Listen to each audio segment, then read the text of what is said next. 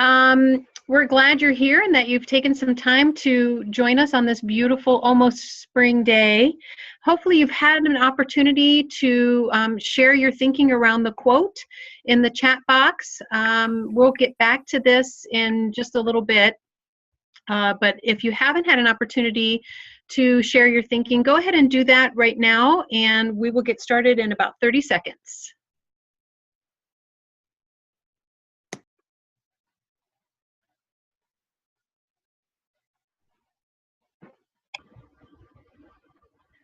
Well, welcome everyone to our Zoominar on comprehension. This is our fourth Zoominar. It's hard to believe that we're already 4 in. My name's Patty Foster, and I am a literacy coach here at AEA 267, and I'm joined by Terry Bozinger, who will be monitoring the chat, and Kim Swartz as well. Because our Zoominar and PowerPoint is somewhat interactive today, we're going to hold off sending out the link for the PowerPoint until the end of the session.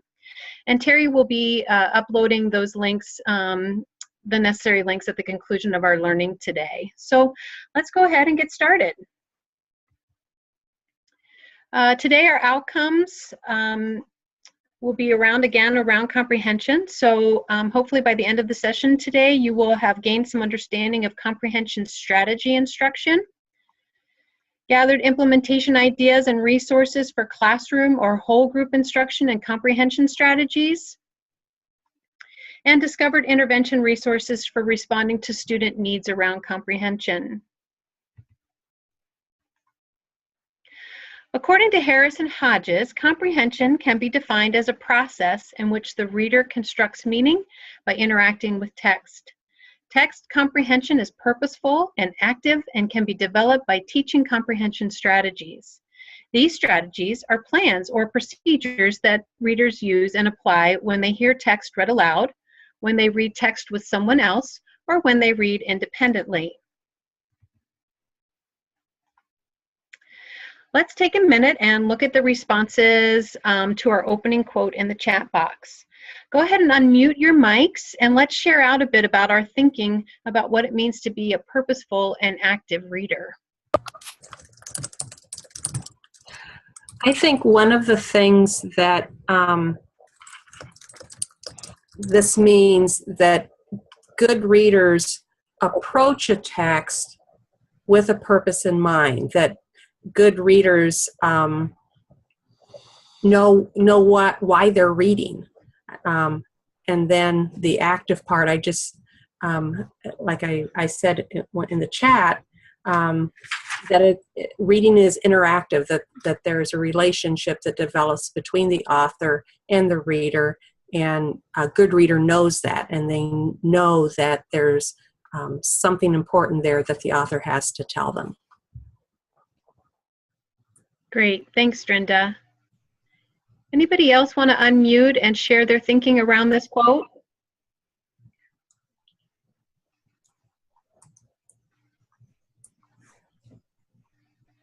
I'll go ahead and share Deb's quote. She says, good readers don't just read the words, they're able to understand what the author is saying. They're able to make mental pictures in their mind and connect the writing to what they already know about the topic. That's a great quote. Thanks, Deb. We also have one from Belinda that says, to me it means they're engaged in the process, understanding the meaning, participating in the story.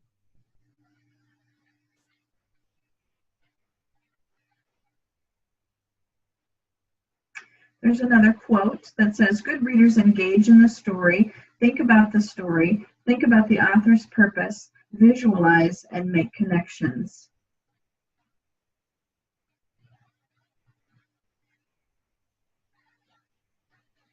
And Sue says, if good readers are purposeful and active, they will comprehend.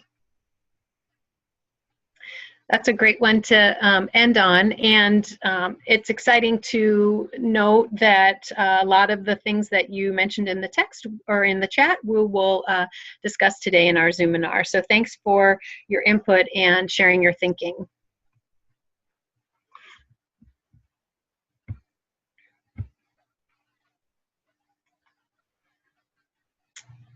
So good readers are purposeful. Good readers have to have a purpose for reading. They may read to find out how to play a video game, read a guidebook to gather information about a national park, read a textbook to satisfy the requirements of a course, read a magazine for entertainment, or read a classic novel to experience the pleasures of great literature. And some of those things we talked about in the chat, we were mentioned, or some of the things here that we mentioned in the chat as well.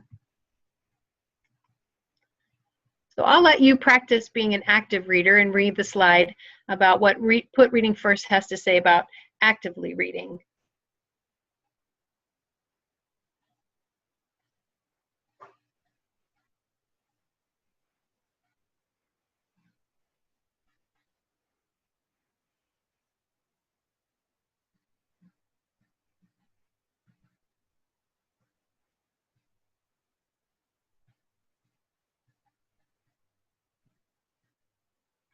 As we know, reading is a complicated process and one that many of our students struggle with. Let's look to see what research indicates as the best practice or as the best strategies for teaching comprehension, both in large group setting as well as guided reading groups and interventions. Comprehension is ultimately the reason for reading. If readers can read the words but don't understand what they're reading, they aren't really reading. How often have we seen this with our students? On the flip side, comprehension instruction is more than just asking questions to assess student understanding. Effective comprehension instruction includes helping students to become more strategic readers, so they'll understand what they read.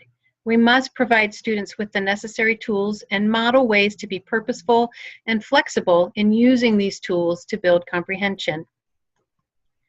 Teachers of our youngest students can and should begin to build the foundation for reading comprehension by emphasizing comprehension from the beginning rather than waiting until students have mastered the basics of reading. Instruction at all grade levels can benefit from showing students how reading is a process and making sense out of text or constructing meaning.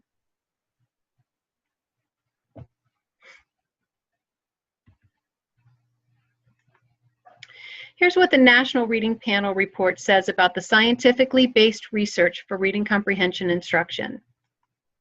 I'm sure it comes as no surprise that this instruction must be explicit in the use of comprehension strategies, and that comprehension improves when instruction and activities in the classroom support the texts read. Research also indicates that comprehension and decoding can exist side by side as instructional goals and student outcome in a comprehensive and balanced literacy program.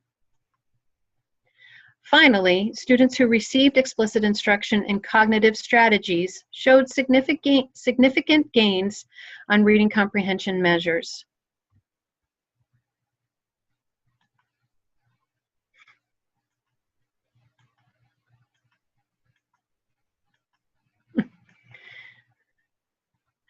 I love Google. It's being glitchy.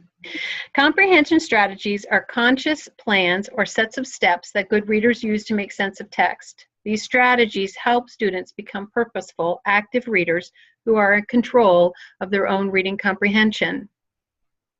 The following strategies have a firm scientific basis for improving reading comprehension. And these strategies are activating prior knowledge, supporting and confirming predictions, monitoring comprehension, answering questions as well as generating questions, sequencing, making inferences, drawing conclusions, visualizing, and making connections. Let's take a minute to explore each strategy. Just a reminder, explicit instruction in both whole group and small group settings are best practice for teaching comprehension strategies. Activating prior knowledge. The ability to access what you know about a subject before reading can help you understand the text with richer comprehension. What students know is structured in their minds or in schema, which is abstract frameworks around which memories is stored. For example, if students have knowledge about frogs and toads, they'll better understand the Frog and Toad series. Just a quick caution here. We know that all readers use background knowledge when reading, which allows them to combine new information with what they already know. However, when a teacher spends too much time developing the knowledge that students bring to texts, they can eliminate the need for students to think while they're reading. It's important to encourage students to rely on what they know so that they can learn from the reading experience rather than from any pre-reading activities or instruction you might conduct.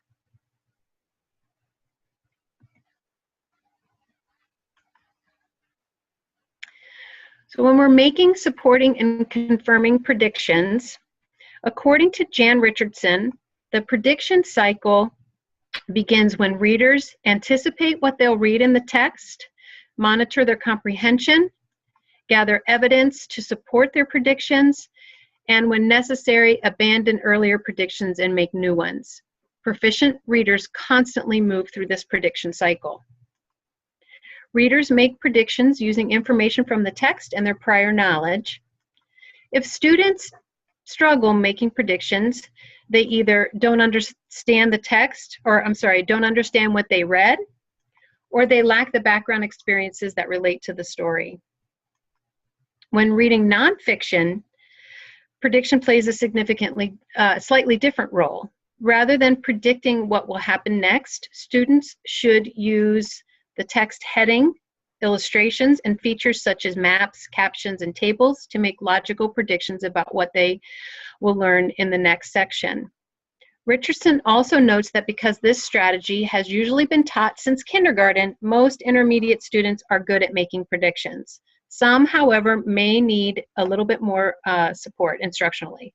They may hesitate to share their predictions because they are afraid they'll be wrong. Although predictions do not need to be accurate, they do need to be logical.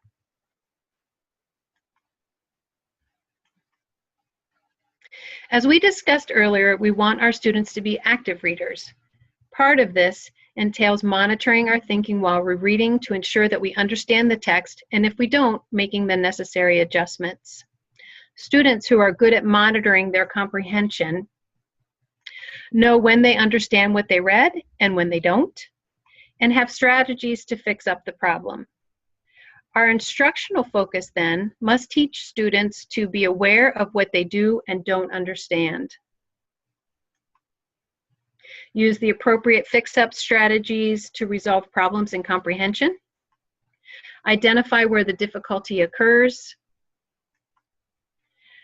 Identify what is causing the difficulty. Restate the difficult sentence or passage in their own words.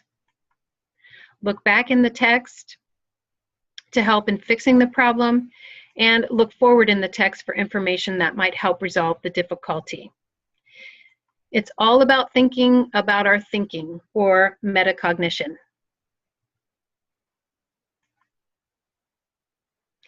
Teachers have long used questioning as an instructional technique to guide and monitor a student's learning. Research shows that teacher questioning strongly supports and advances students' comprehension.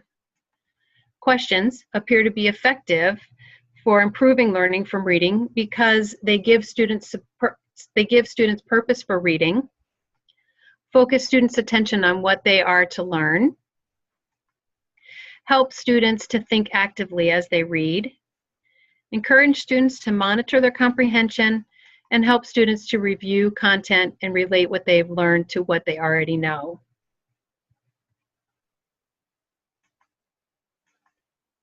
Teaching students to ask their own question improves their active processing of text and their comprehension.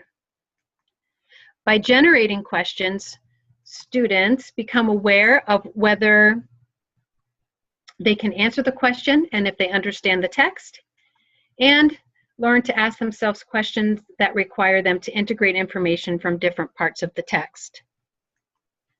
To help students learn how to answer questions, you'll need to model different kinds of questioning strategies and help students learn how to ask questions before, during, and after reading. Sequencing is the ability to recognize or recall the order of events in a text. Students who have difficulty retelling the events from a passage in the proper order may be experiencing problems with understanding sequence.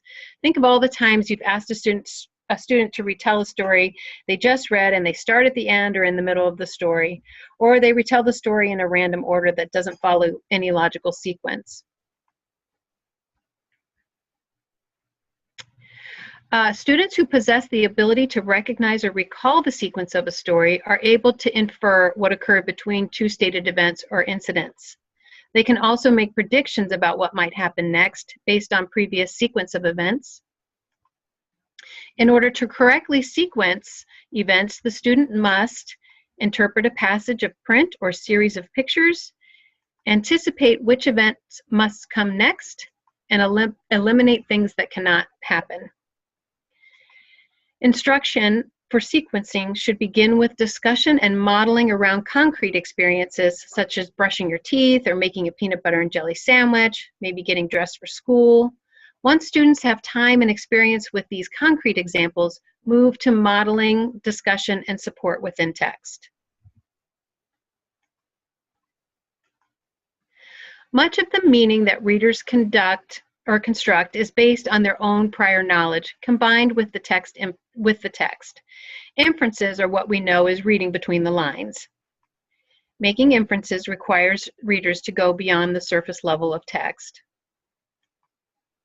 According to Jan Richardson, authors of fiction give the readers clues that imply meaning through dialogue between characters, actions a character decides to take, physical descriptions of characters, and inner thoughts of characters that are not spoken as language.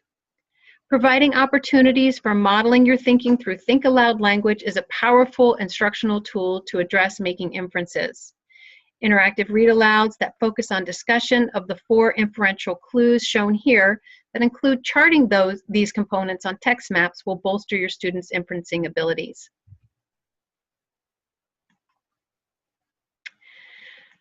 When students draw a conclusion, they use information from the text and add background knowledge to stretch their thinking and deepen their understanding.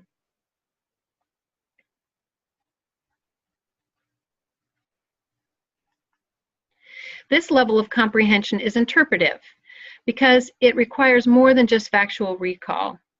The reader must use main idea, supporting details, and sequence of events as a basis for their conclusions. So we're going to give this a try.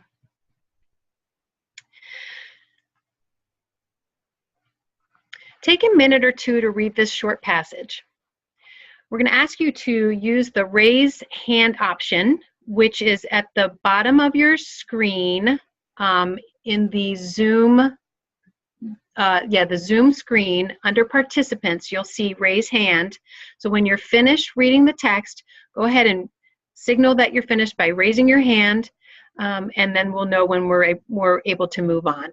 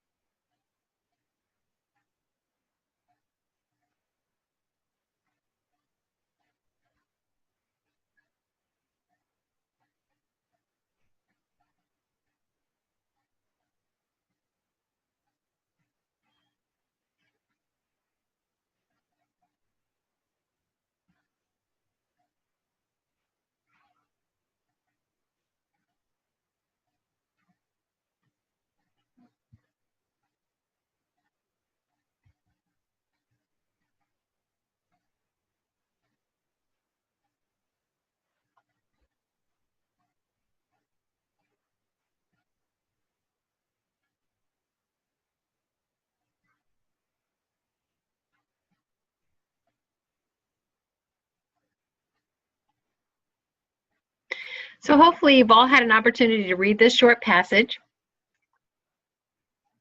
Oh, go ahead and lower your hands, or maybe Kim, could you lower everyone's hands? Thank you.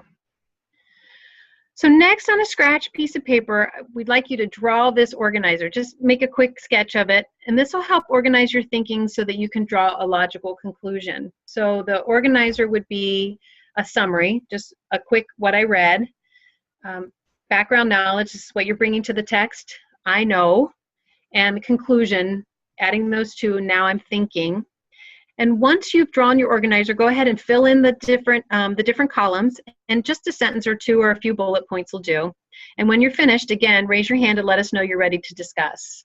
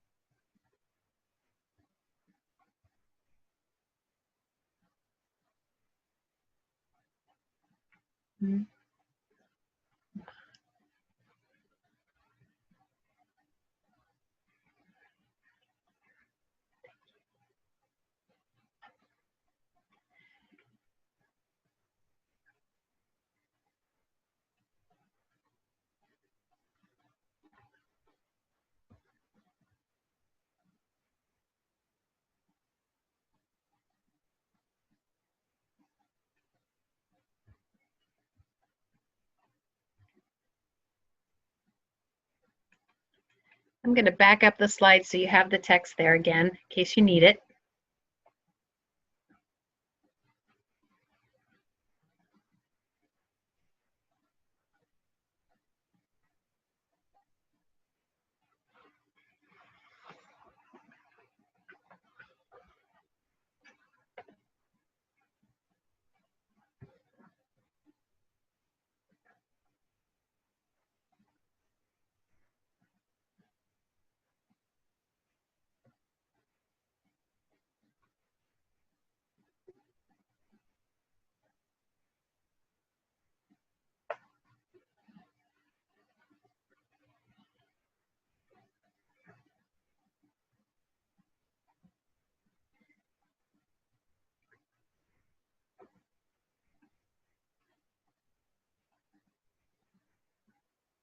Again, as you're finishing, go ahead and raise your hand so we know you're ready to move on.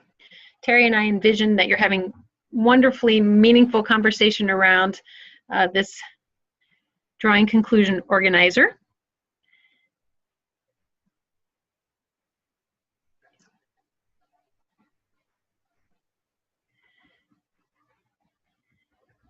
And I'll advance the slide so you can see the organizer again in case you need it.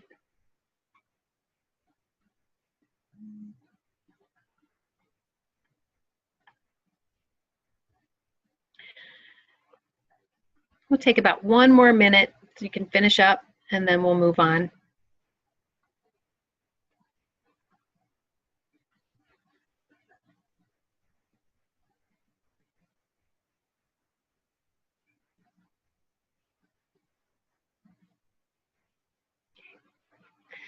All right, Kim, will you lower hands for us, please? All right. So here's one conclusion that we can draw from the passage. So the summary of what I read might be: a radar operator reported strange blips that resembled airplanes flying at 100 to 130 miles per hour. So that's information from the text. Information that I might bring would be: I know helicopters travel slower than airplanes. And so putting those two together, the conclusion that I might draw is the blips weren't airplanes, perhaps they were helicopters, or solid parts of an explosion. So we're going to go ahead and ask that you unmute your mic and share out some of the conclusions that you came up with, or maybe that your group came up with.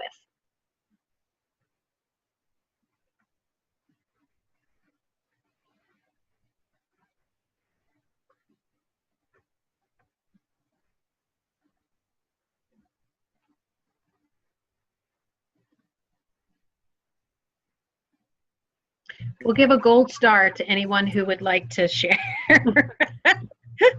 Gold star for you.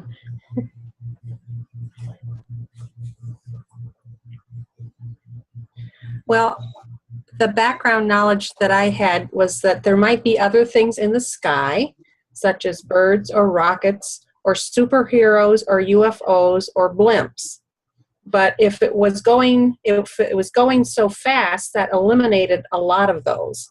So my conclusion is that they weren't airplanes or birds or rockets or blimps, but maybe they were superheroes or UFOs. Thanks, Drinda. Gold star.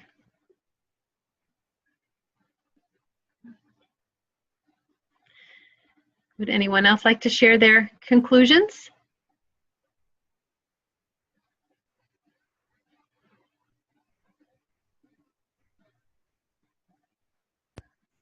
We've got a quiet group out there, don't we? Me too. Lots of thinking going on, I'm sure.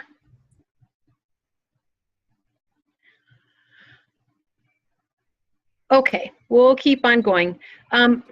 So hopefully what you'll notice though when you do this with your students that there'll be multiple conclusions that can be drawn from a text. And it's important to keep in mind that we need to help our students focus on those that are logical and appropriate for the text. So if students come up with conclusions that can't be logical as it's outlined in the text, then we need to help them focus their attention on using the text to make logical conclusions or draw logical conclusions.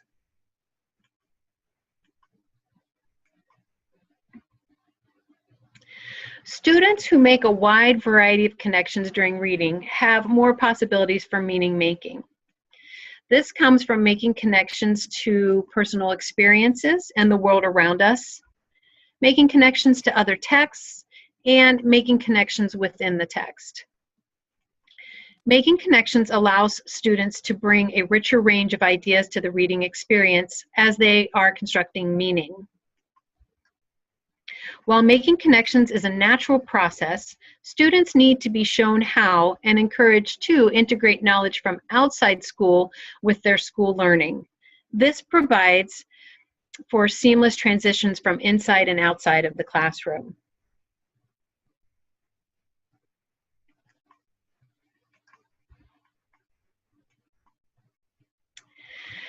So as with our previous Zoominars, the information for whole group and small group instruction, including interventions, is found on the intervention bank, and this time it's the Comprehension Intervention Bank. This is your map for different strategies and lesson ideas within the different components we've outlined today for comprehension. All of the documents are linked, so this really is a roadmap for success.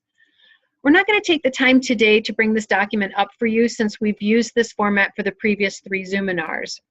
Terry is putting the link in the chat box right now for you. However, if you're new to our Zoominars and would like me to walk you through the Comprehension Intervention Bank, we'd ask that you stay logged into the Zoom after we conclude our meeting, and I'll be happy to walk you through the document. But for those of you who have been with us previously, you know exactly where to go to find this document and how to use it. Just a reminder, just a little plug, there's a professional journal article listed at the end of the document for you to read to further your learning around comprehension. Wait for just a second while Terry gets that. Yep, she's giving me the thumbs up. Awesome. So as you're thinking about instruction around comprehension strategies, we want you to share out some strategies maybe that you've tried in the past that you feel work well. And by sharing, this gives us an opportunity to learn from each other. So again, we're just going to ask that you unmute your mic and share out something that you really maybe have enjoyed using or that you've seen success around comprehension with your students. And if you have any lingering questions around comprehension that you want to ask, you can either post those in the chat or you can unmute your mic and ask those as well. But this just gives us an opportunity to finish up our discussion today around comprehension with a sharing out. Patty, how would you explain the difference between making inferences and drawing conclusions? that's a really good question, and I wondered the same thing. I see them as being very, very similar. You're using the same information, background knowledge, and information from the text, but in making conclusions or drawing conclusions, I think it's more of a complex thinking process because you have to involve the sequencing of the story as well. But that's kind of how I framed it up in my mind. Does anybody else have any ideas about the differences between drawing conclusions and making inferences?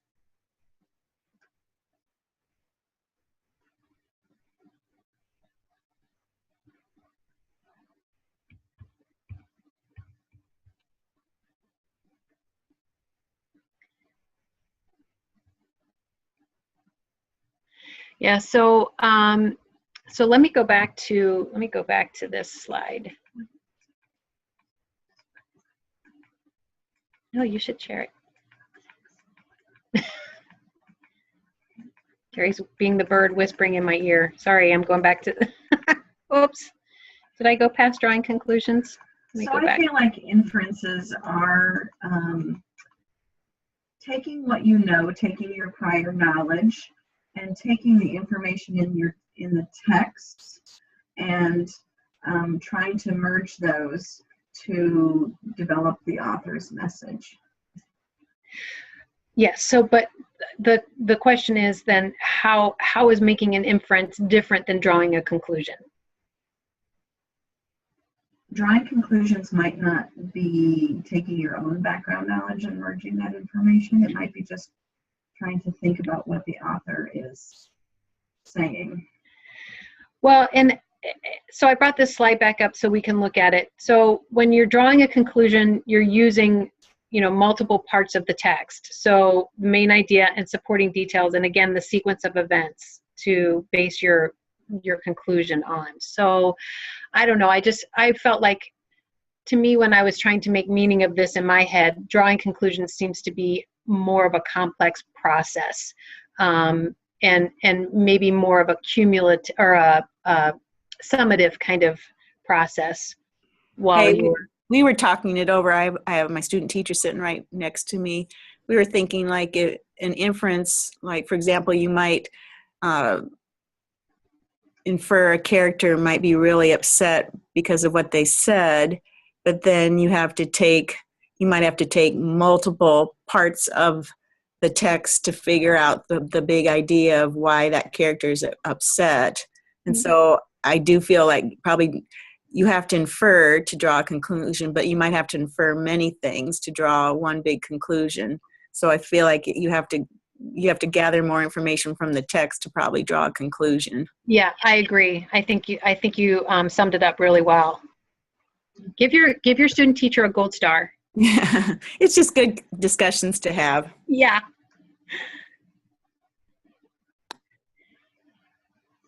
Anybody else have ideas or questions? Or let me go back to our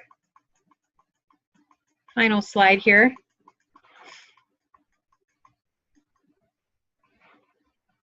How about instructional strategies that you've used for comprehension that you might like to share out so we can all learn from all of the great wisdom that's out there?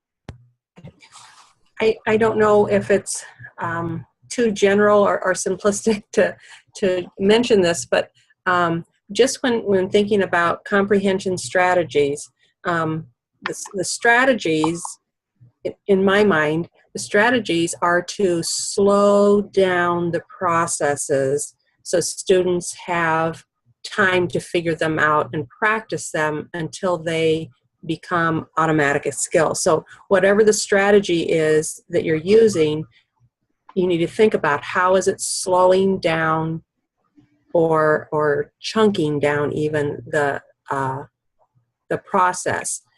And then within that, or as part of that, just a gradual release of responsibility. So once you've determined a strategy that will slow down that thinking, making sure that it's modeled. And when I was teaching reading, that's something I came to slowly. Of course, that was quite a long time ago, but I came to that slowly, that having to really explain it and model it in detail and then help them employ it. So that's what has worked for me. Thanks, Trinda. And I would agree. And I think that's where think aloud language, modeling using think aloud language is so important when we're teaching comprehension strategies, because we really have to make something that's implicit in that, something that's going on inside our heads, explicit for our students. So that think aloud language allows us to do that. What am I thinking? How am I processing while I'm reading this text to understand it? So if we're working with students on interventions, would I be making a correct assumption by what you're saying that it doesn't need to be different interventions, or it doesn't need to be different strategies than what you've been working on in the classroom, but it's more about giving them more time and more opportunities, more feedback, and maybe slowing down the process and sharing that with them more? Would that be correct? I would agree. Yes, I think that that's correct. And I think that as we've been trying to illustrate throughout these Zoominars, that best practice in large group and small group are things that we're trying to promote, and that the interventions that are in the intervention bank can be used in large group and they can be used in small group.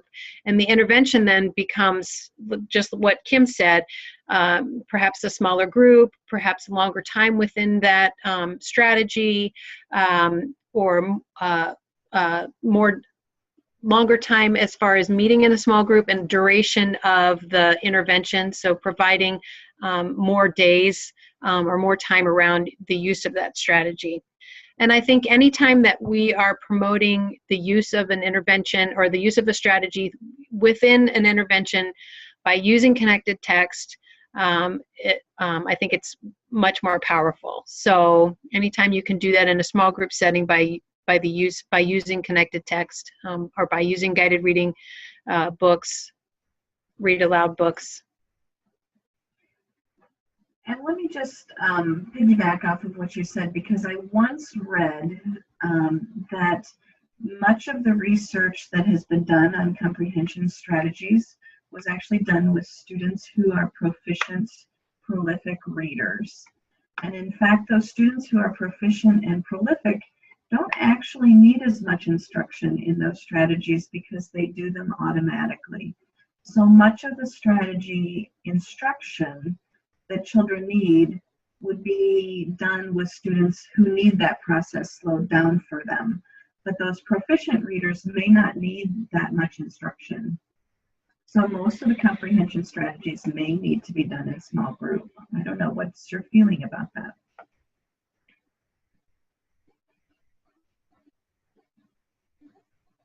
Anyone?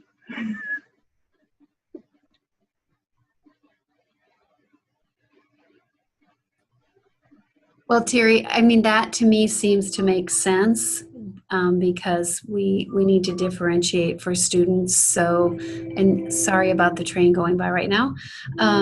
So that really makes sense to me, that a lot of that instruction would happen more in small group than in large group. And then kind of to go along with that, so while we've all somewhat been waiting for a list of interventions that we might use, what we really need to think about is that it's good instructional strategies that we're using. And whether it's whole group or whether it's being used in an intervention time, it's those good research-based strategies. And it's not based on a list, but it's based on what is it that that particular child needs at that particular point in time. Yep. Yeah.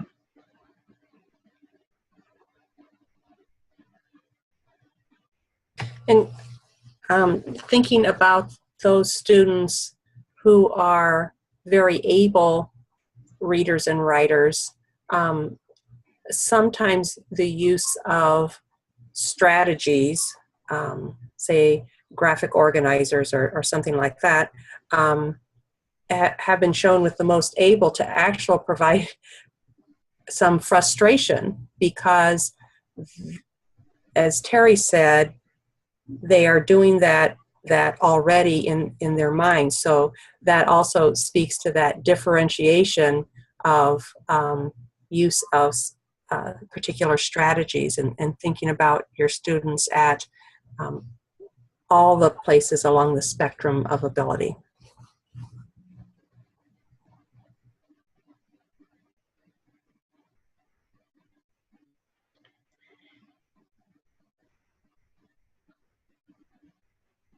Any other comments or questions?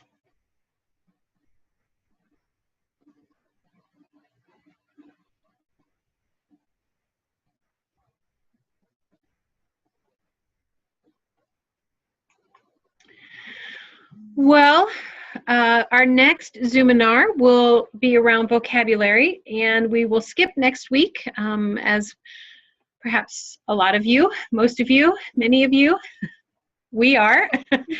Some of us are going to be on spring break. So we won't get together until Thursday, March 26th, again at 3:30, and Terry will be walking us through best practices for vocabulary instruction.